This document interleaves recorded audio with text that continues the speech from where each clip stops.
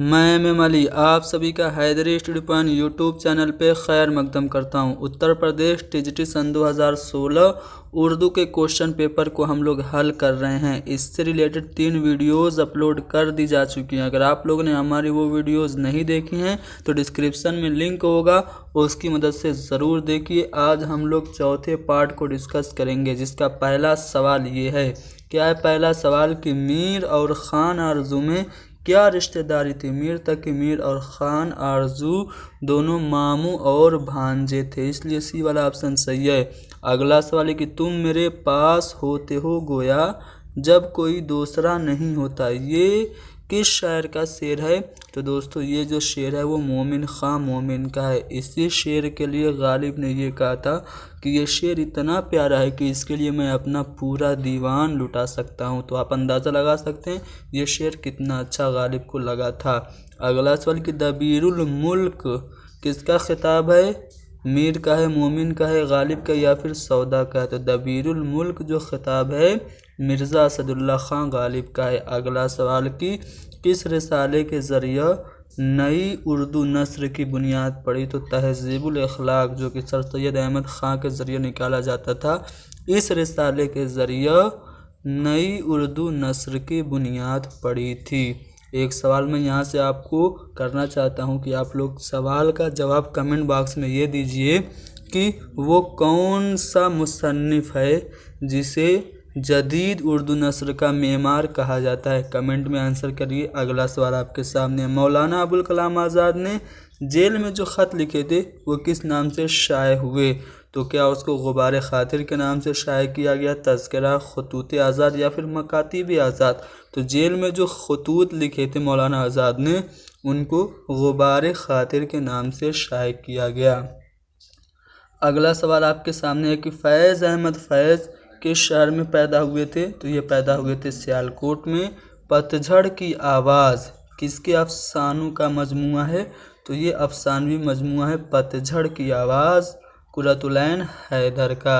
अगला सवाल कि दर्द मिन्नत कशे दवा न हुआ, मैं न अच्छा हुआ बुरा न हुआ। इस शेर में कौन सी सनत इस्तेमाल की गई है।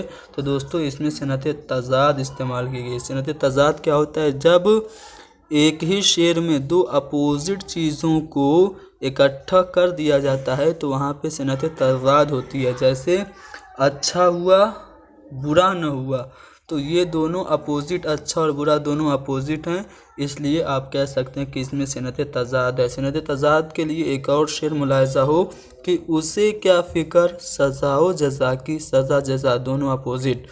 उसे क्या फ़िक्र सज़ा व जज़ा की, तेरी आरज़ू जिसने सुबह मसा की। सुबह और मसा, सुबह और शाम, ये दोनों भी अपोजिट हैं। तो उसे क्या फ़िक्र सज़ा व जज़ा की, तेरी आरज़ू जिसने सुबह मसा की, इस शेर में भी सनत तज़ाद है। चलिए अगला सवाल, हयात लेके चलो कायनात लेके चलो, चलो तो सारे ज़माने को साथ लेके चलो।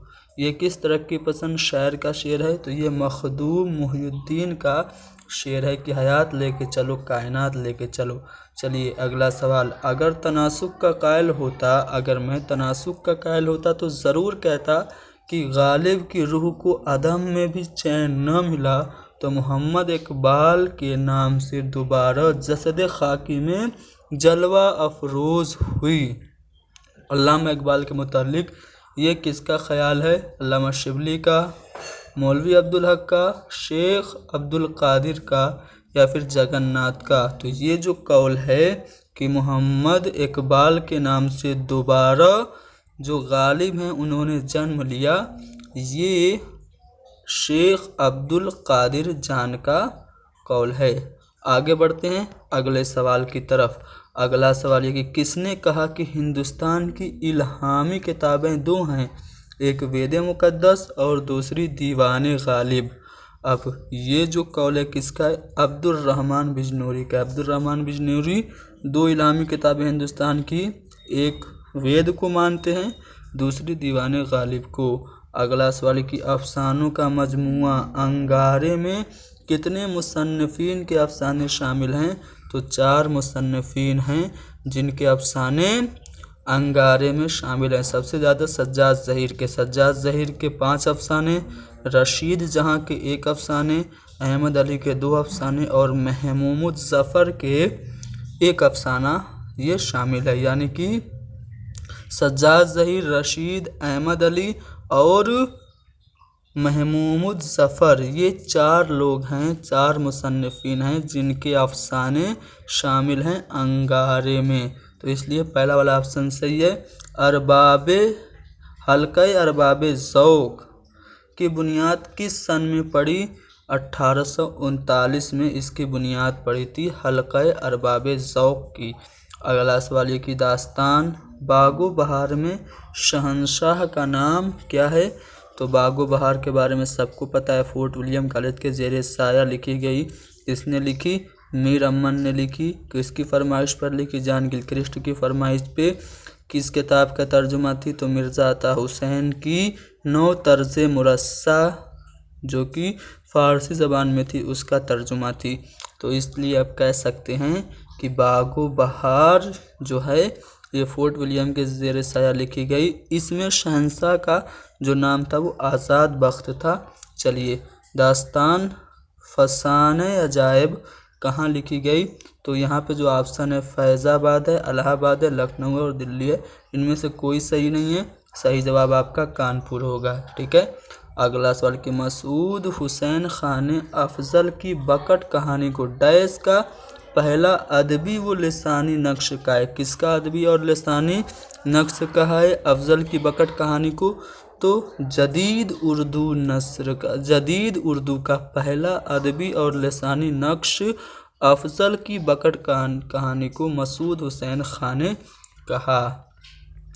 अगला सवाल इंशा की जो दरियाए लताफ़त थी किस मौजू पे लिखी गई थी? शायरी पे, अदब पे, नहव और सर्फ पे या फिर तनकीद पे? तो दरियाए लताफ़त ये सर्फ व नहव पर लिखी गई है। इंशाअल्लाह खां इंशा की किताब है। इंशाअल्लाह खां इंशा की एक किताब है रानी केतकी की कहानी, ये आप लोग जानते हैं। चलिए जब मुरक्कब लफ्ज़ में अलिफ लाम मौजूद होने पर भी पढ़ा नहीं जाता तो ऐसे हरूफ को क्या कहते हैं? जैसे कि आप देख सकते हैं यहाँ पे मैं लिख रहा हूँ अशम्स, तो यहाँ पे आपका अलिफ लाम है लेकिन ये पढ़ा नहीं जा रहा है, तो ऐसे हरूफ को क्या कहते हैं? ऐसे हरूफ को हरूफ शमसी कहते हैं। और अगर अलिफ लाम पढ़ा जाए तो वो हरूफ कमरी हो जाते हैं। जैसे मैं आपको लिख दूँ कमरुल हुदा, तो यहाँ पे कमरुल हुदा में अलिफ लाम पढ़ा जा रहा है ना, तो ये आपका हरूफ कमरी हो गया। अलिफ लाम मौजूद होने पे न पढ़ा जाए तो हरूफ शमसी कहलाता है। का, के, को, तक कौन से हरूफ हैं? तो ये जो हरूफ हैं हरूफ रब्त कहलाते हैं। अगला सवाल कि हाल का कहना है कि काफिया भी वज़न की तरह शेर का डैश बढ़ा देता है। काफिया भी वज़न की तरह शेर का क्या बढ़ाता है? हुस्न बढ़ाता है, हाली का कहना है। अगला सवाल काफिए के पीछे एक रदीफ का दुम छल्ला और लगा लिया गया है कहते हुए हाली ने किस सिन्फ में इसके इस्तेमाल की मुखालफत की है?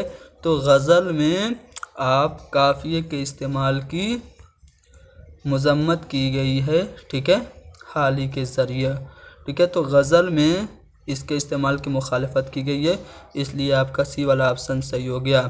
ठीक है, तो जैसा कि आप लोग जानते हैं कि 125 सवाल पूछे जाते हैं टीजीटी में, और मैंने अब तक डिस्कस कर लिए टोटल 4 वीडियोस में 81 क्वेश्चन। बकिया के सवालात अगले वीडियो में डिस्कस किए जाएंगे। आप लोग हमारी इस वीडियो को ज़्यादा से ज़्यादा शेयर करें।